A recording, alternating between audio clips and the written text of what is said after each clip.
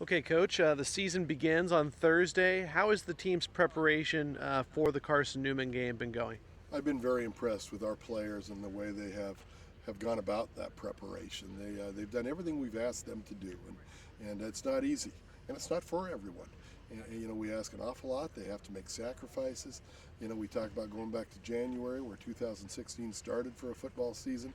That was still months away, and the early morning hours to the weight room, through spring practice, through everything that we do over the summer, adding the new pieces, a few weeks back, and trying to build a team out of that. So very pleased with how they've prepared, how they've responded to everything that we have asked them to do. And everybody's now ready to play a football game. I think Carson-Newman, I'm sure, feels that same way. We certainly do.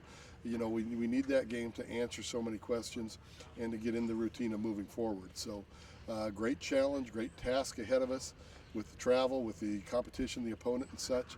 But we're certainly ready to play a game and anxious to do so. What do you think the biggest question is out there, Coach, regarding this team? Well, it's clear it's on our defensive side.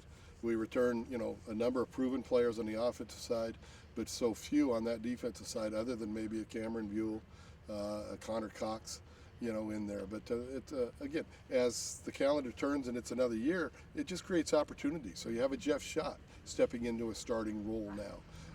Something, and he's earned that. He's earned that right. We've got, two transfers at corner in Ryan McKenzie and Marlon Dobbins. You got a redshirt freshman at safety in Julian Owens.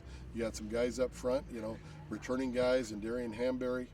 Okay, Anthony Boykin, who was a mid-year transfer for us, and then you added Josh Hinson and Asefa. I won't even try his last name. I still haven't got that one down. So, but a freshman starting inside for us. So, a lot of new pieces and a lot of new faces. That again, we're all anxious to see how they respond.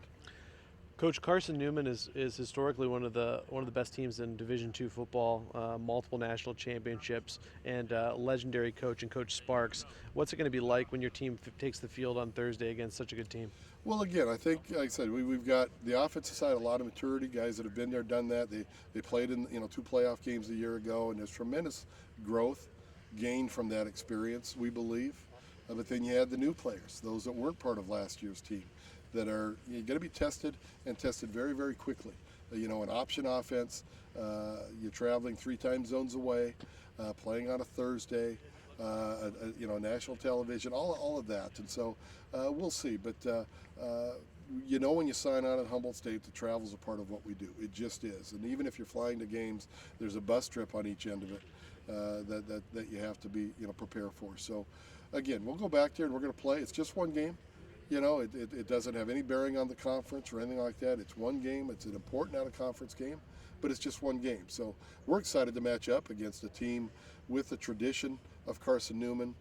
Obviously, I'm very familiar with all that Coach Sparks has accomplished in his legendary career. It'll be an honor to be on the other sideline opposing him. And so, again, I think it's a great opportunity for our kids, for this program. It's going to provide great exposure through the ESPN broadcast and such, and it's exciting to have our program elevated to that level where there's so much riding on or so much about an opening game. It's the type of game you want to play. Coach, you mentioned their option offense, and obviously Coach Sparks is very well-seasoned coach. What's the biggest obstacle that Carson-Newman is going to put out there when you do face off? The speed by width, the speed and efficiency in which they do it, without question. Again, we can simulate it in practice. You can watch all the game tape on what they do, okay? But still, you can't create that speed and that efficiency that they operate. They're going to go no huddle. They're going to go up tempo, and if you're out of position, they make you pay. So it is a tremendous task for our defense. Thankfully, it's an opening game, and we've had an extended period to prepare for the offense. I can't imagine trying to do this in the 2-3 days you have during the regular season. But again, we'll just see. We're going to make mistakes. This is a game of mistakes, so that we know. You hope the mistakes don't lead to big plays and scores from the opponent, but if they do, we have to respond. And again, the first game is going to be that. There's going to be a lot of mistakes, a lot of nervousness, a lot of butterflies, on both sides, I think. But that's, again, that also is why you play the game. It's a feeling you can get that you rarely are able to duplicate doing anything else. So we're excited to go back east and to Tennessee and represent Humboldt State on national television. Coach, any final thoughts about this exciting opportunity?